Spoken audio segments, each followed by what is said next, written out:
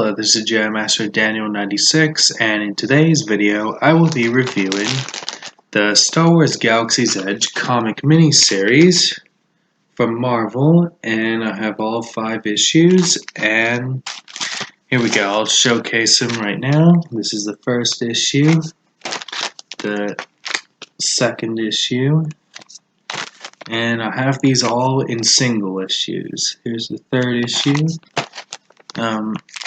the fourth issue, and the fifth issue.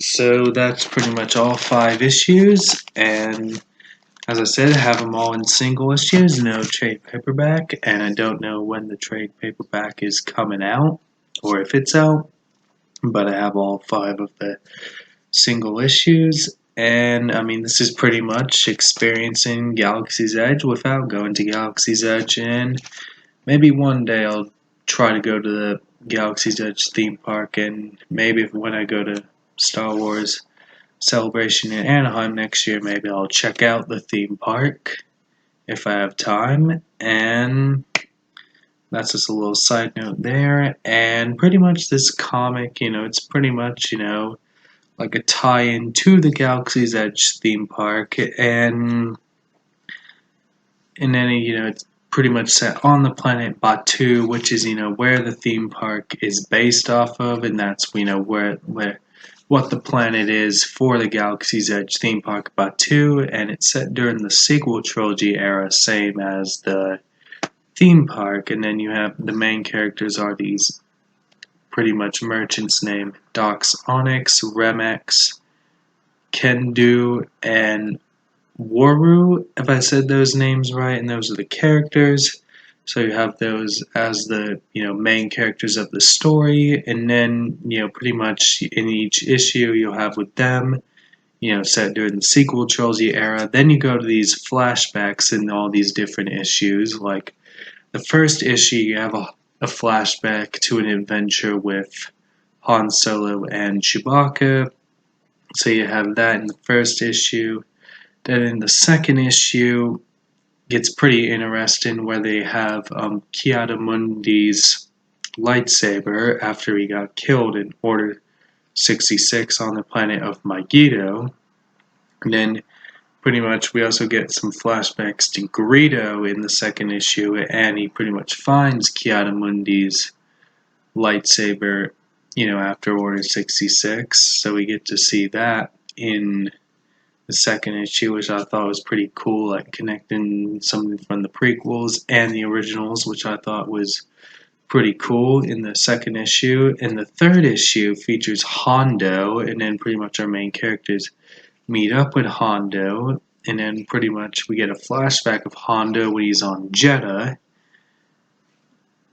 pretty much there. And then at the end of the comic, he meets up with Dr. Aphra, which is pretty much like Dr. Aphra is like the face of these new kind of Marvel Star Wars comics, which I would say Dr. Aphra is kind of like, one of the big faces of the new canon characters.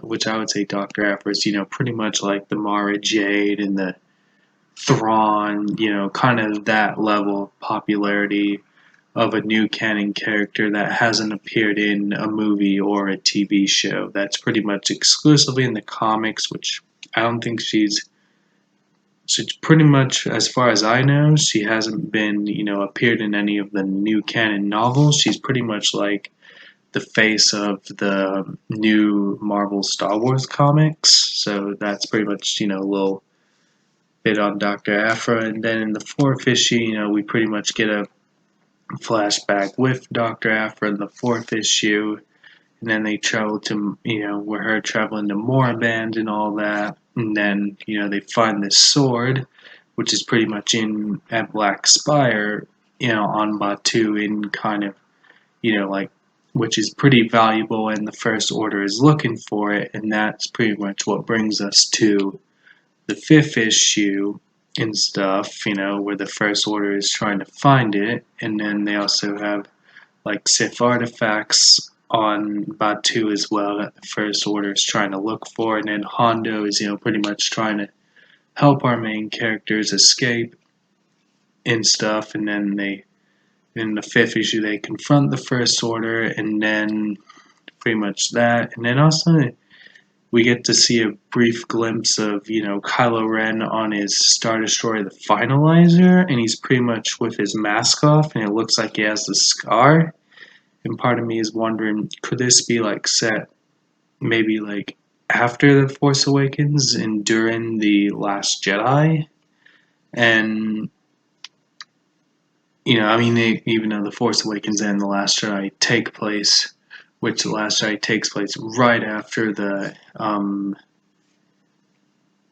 Force Awakens, but we pretty much get a brief glimpse of Kylo Ren in this, and he is briefly mentioned in one of the issues where they talk about that he could be looking for a Sith artifact and stuff, and then pretty much, there is a brief mention of General Hux in this comic series as well, so those are pretty much the mention of the sequel trilogy movie characters, and then pretty much a brief appearance of Kylo Ren, but he doesn't really say anything in the comic. It's just one panel, and that's it. And then, there's also another mention where they try to take, to be tortured by Kylo Ren, and then pretty much, to get the questions from the sword, pretty much how, what Kylo Ren did to Poe and Rey in The Force Awakens to get the answers and stuff, and pretty much like that. And that's pretty much a little brief rundown of the comic, and pretty much, our heroes escape the First Order, and that's, a little rundown on the comic, and I did say it was it was quite good. It's pretty much, at least they did stuff to make it interesting and not be like a pointless cash grab just to market the theme park, which is pretty much the plus side with this comic series. It's not a pointless cash grab for the theme park. They do to make a story to make it interesting, and I think these flashbacks could be interesting, which I think the one in the 2nd issue had the best flashback with Ki-Adi-Mundi's lightsaber, and the one with Dr. Aphra I thought was pretty cool when she goes to Moraband, which I thought was pretty cool. And that's pretty much my thoughts on this comic series, and I'd say it's worth a shot picking these up, reading this comic series, and I would recommend. And that does it for me in this video. Don't forget to like this video, subscribe to the channel, comment what you think down below, and I'll catch you guys next time with another video. Bye.